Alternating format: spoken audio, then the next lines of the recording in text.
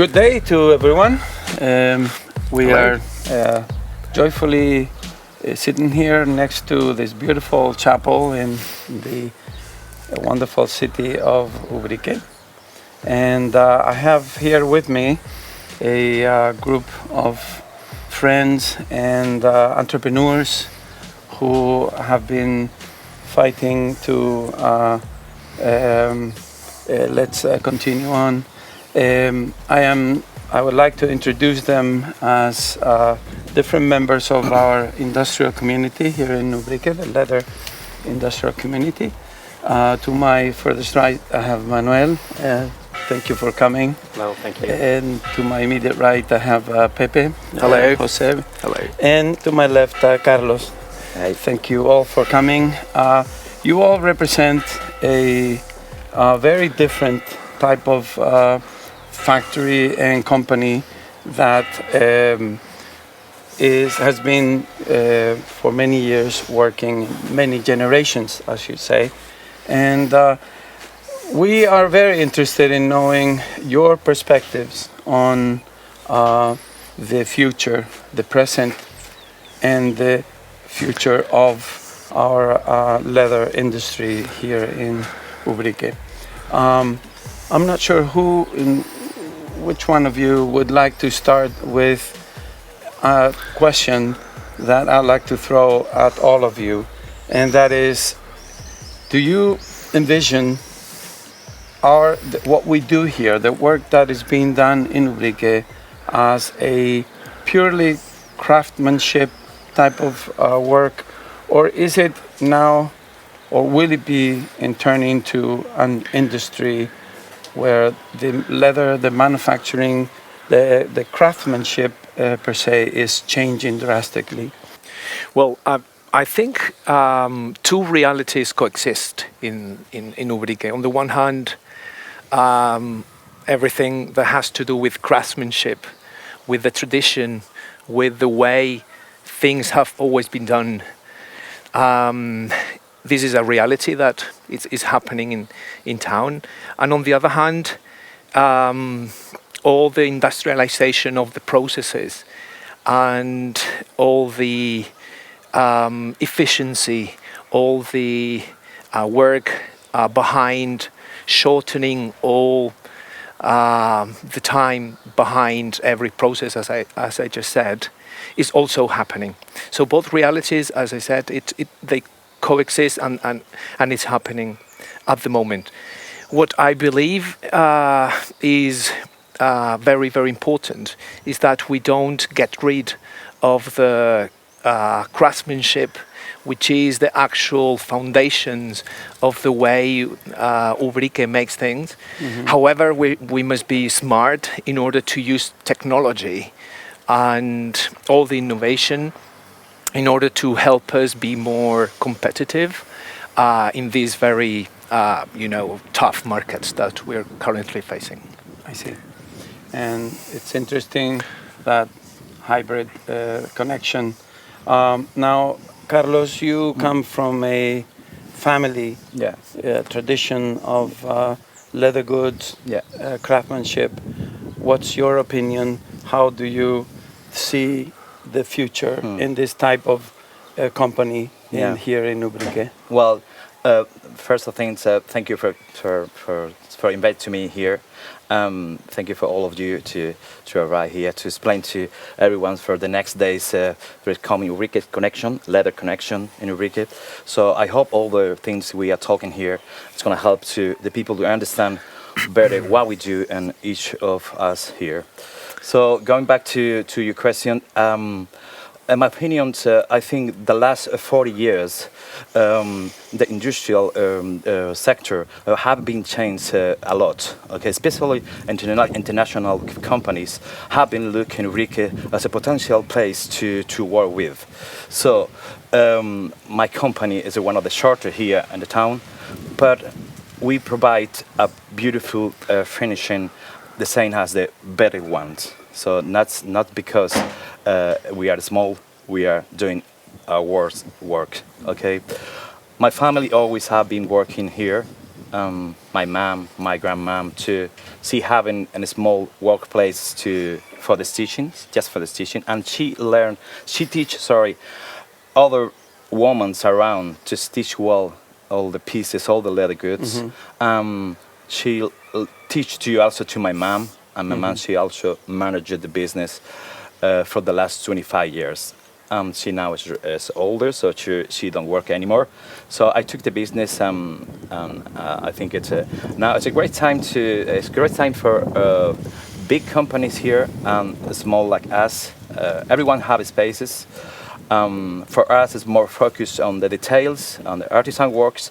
More than 80%, 90% of the whole process are artisan and made by hand.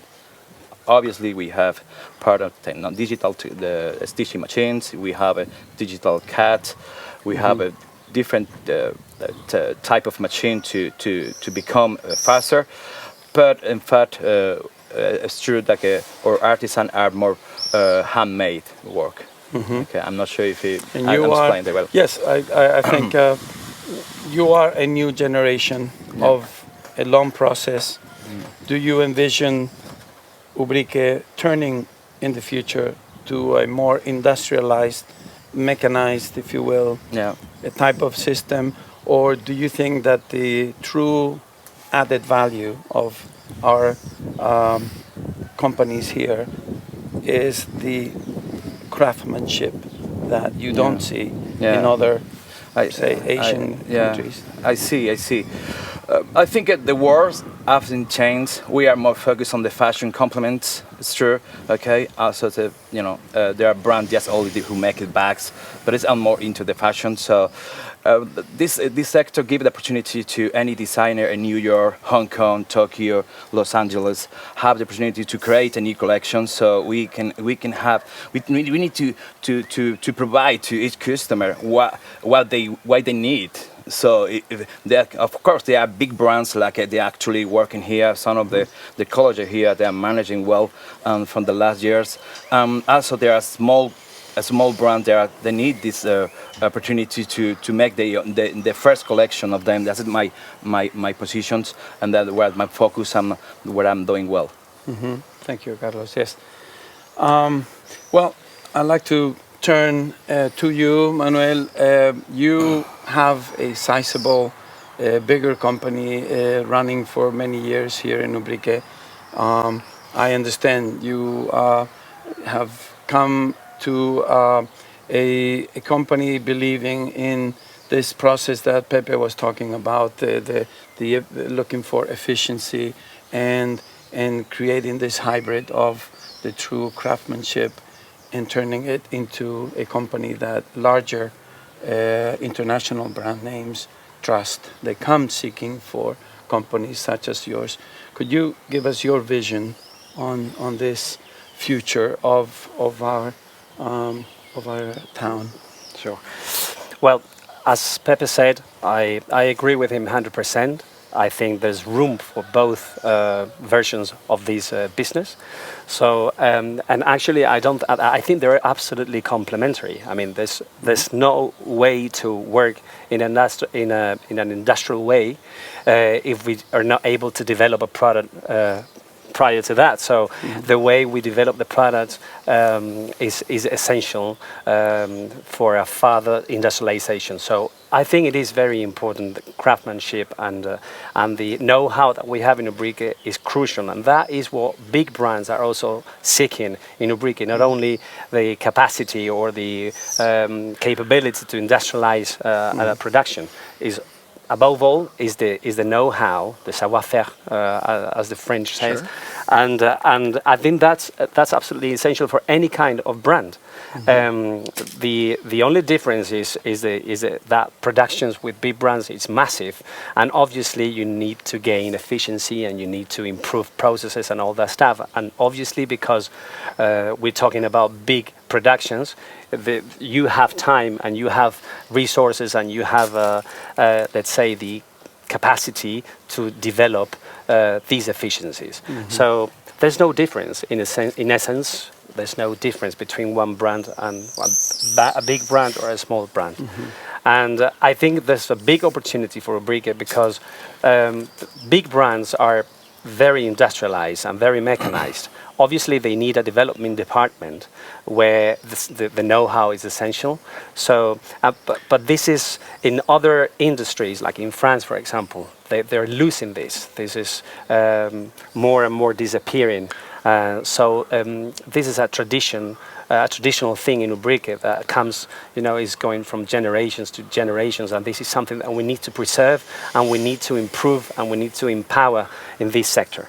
So essentially, I think both realities coexist, as he said, and they need to. And this, precisely this, is what gives us a real opportunity in this sector. Brands are relocating production in Europe, within Europe, because of the world circumstances and because of the COVID. And so brands are coming back. They are really looking for these made in Europe stamp. So this is something that we need to take this train, and there's a big opportunity for Ubrique. I am sure about that. I agree with you. I'm sure we all agree, those who have been in contact throughout the years and decades of this transition. Now, we, not only because of the recent COVID situation, but because after a big crisis, we always are faced with how the new transition and the new challenges are turning. Let me start with you, Manuel. What do you consider to be some of the main challenges that we face in our industry, in our smaller, medium, and also bigger companies such as yours? Well, I think one of the main challenges is to be able to finally believe in what we do, which is like the base of everything. Once you are aware of what you can do in comparison what others do, you're able to focus on what is really a difference, and you need to empower that, and you need to improve everything from that base. Okay, so we need to believe in what we do, and after that we need to project what we do in the right way. So it's not enough with knowing in the village, in this city, that we have that capacity. We need to project that, and the way to project that in an appropriate way is by having professionals in the companies. We need to professionalize. This is something that we have also discussed many times. We need to professionalize all the departments where there's an interaction with our customers. We need to focus on the market, and we need to be orientated to our customers, what they need.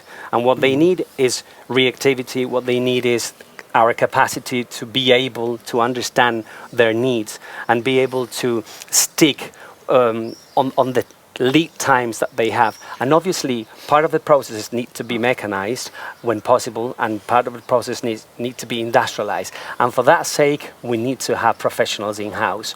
And this is something that we all need to understand. This is the main challenge for me. Yes, I think that, Pepe, would you like to add? I think we're all nodding as we obviously agree this is a major challenge. What can you add to that? Sure, I would say, first thing, 100% agree with Manuel, of course. Another challenge that we really need to work on has to do with how quickly, how reactive, how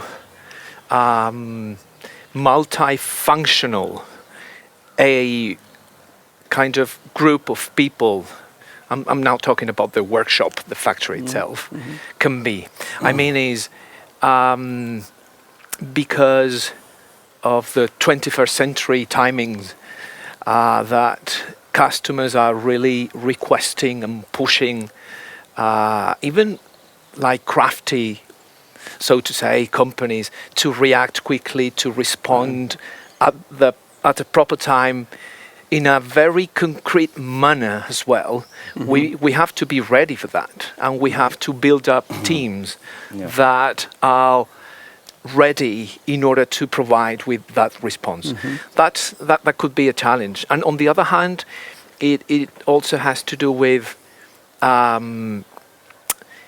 how the actual guild the actual job, so to say, is presented so that the workers or the younger generations of workers can really find that becoming a leather worker is something first worth it, obviously, and it is something appealing for them, and we must provide them with all the tools so that the actual work, the actual job, is really attractive for them.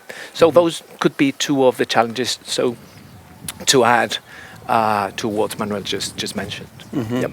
Okay. I would agree with both of these major challenges. Carlos, perhaps you want to add from, let's say, the smaller Yeah. company, and that has that challenge of looking for flexible, Yeah. versatile labor workers who feel they can do many parts of the process. Do you find that, for example, the process of learning to do that, it's usually a long term? It is. It actually is completely the same as them.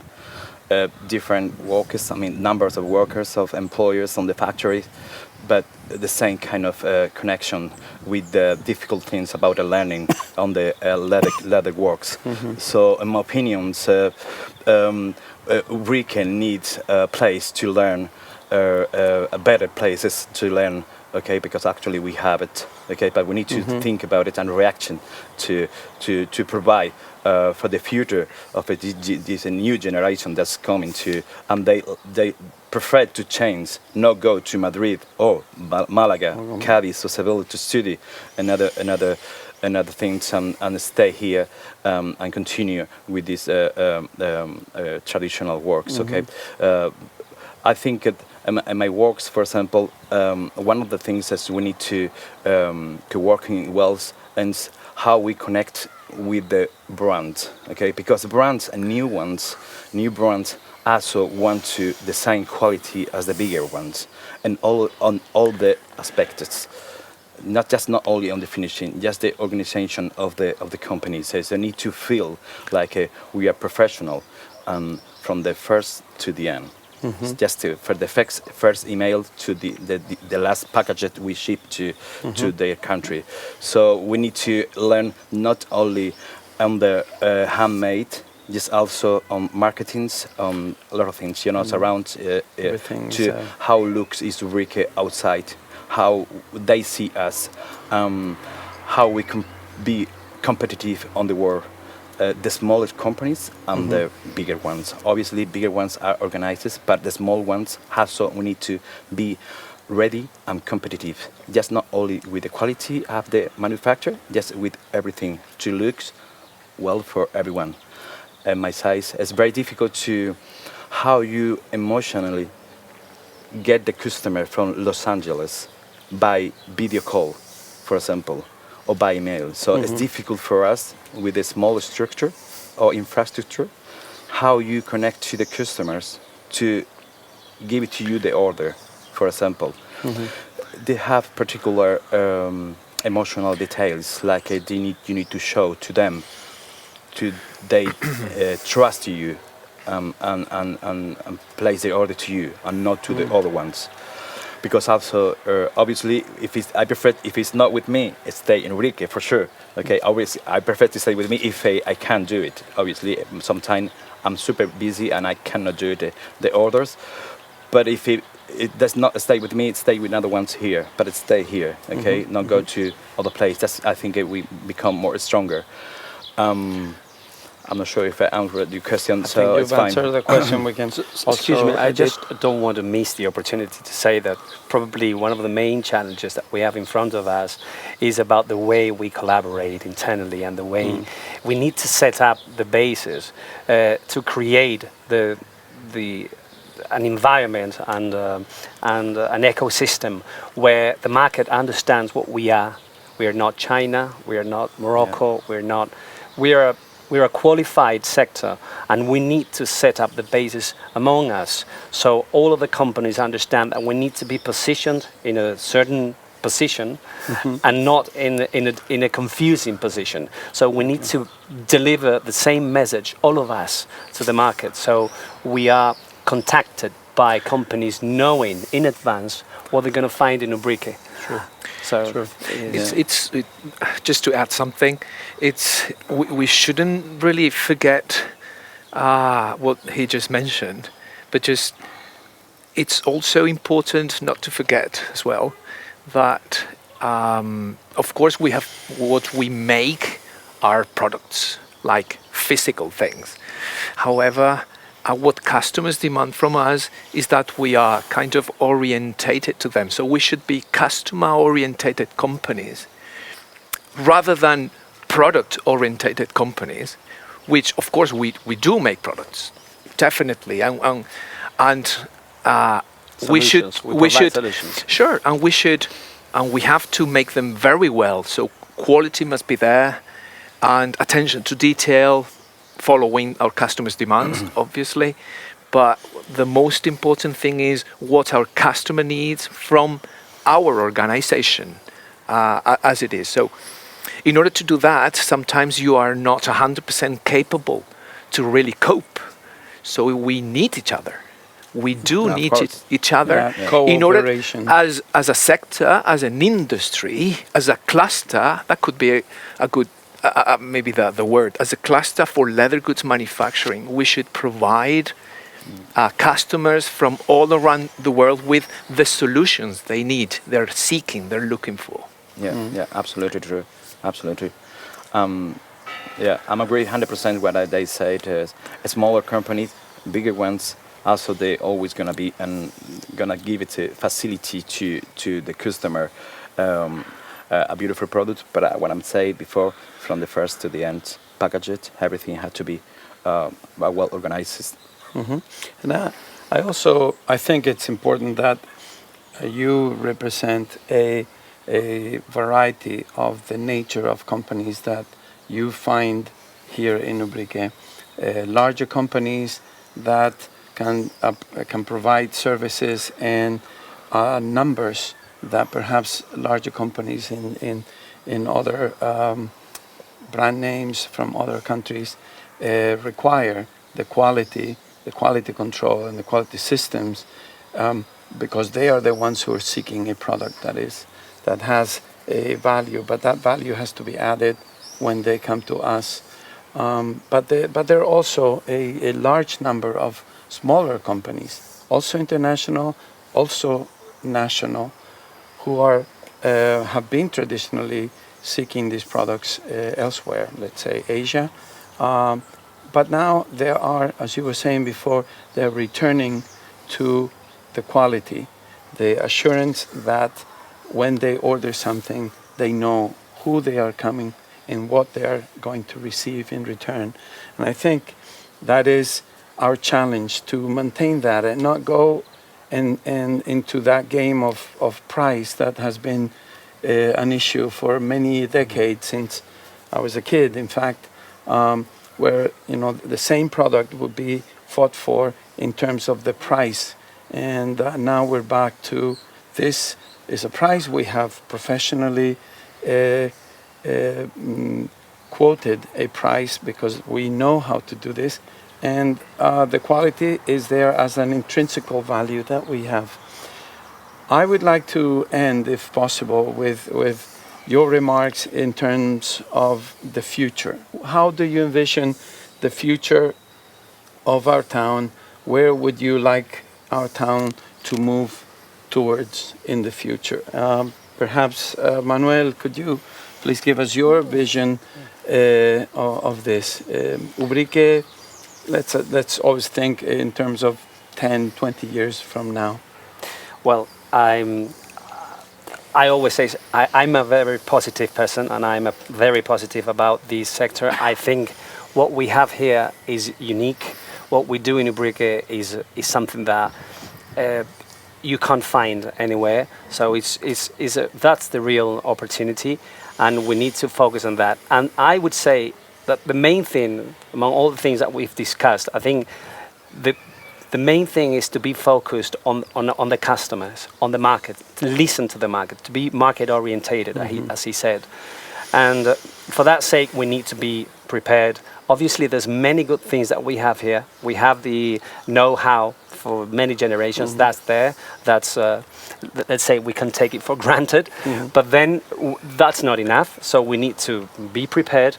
And I think maybe to add one more challenge, I think the market sometimes demands design. I think this is something that probably the Italians have been able to sell in the best way. In marketing. But, yeah, but I mean, design, most of the brands, they come here, they have their own design teams, but sometimes they don't.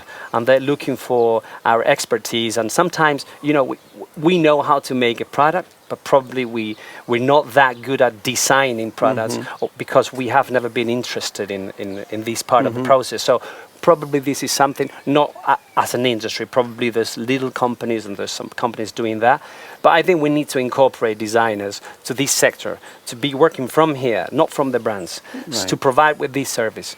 I think if we're able to pull everything together, there's a big opportunity because at the moment, I would say the only cluster with all these possibilities in the world is Ubrique. True. I would also add, if I may, the fact that many times those designers in the bigger companies are not so familiar with the problems that you encounter when you want to implement their fancy designs on paper, on digital format. And I think that interaction is a true symbiosis that needs to happen, whether through designers in a company with other designers or our own experts with those designers to see how that can be put into practice. Pepe, can I have your vision of the future? Again, positive, because I know you are such a positive person. Yeah, definitely. Well, from my perspective, future must come from a word that I love, which is collaboration, integration, working together, looking to the future from the same perspective. I'm not speaking about customers, individual customers. It's just the strategy that must be common from the institutions that work locally, from all the organizations, from all the centers, the technology center, all the training schools, and the Leather Goods Association. So I think if we really continue working together and collaborating in offering the market, in capital letters, the market, what we have got on all the good things that we have already achieved, and we really focus on how those challenges we have discussed about earlier can be sorted out. We've got a very high percentage of how the future should look like. Which means, if I may summarize, we have all those things and we are just waiting. We need the time for those things to happen. Of course, we shouldn't forget where we come from, which is that's our tradition. But we shouldn't lose where we are. Of course. Of course. Carlos, if I may have your final words on the future of the perspectives of leather industry here in Ubrique. Okay.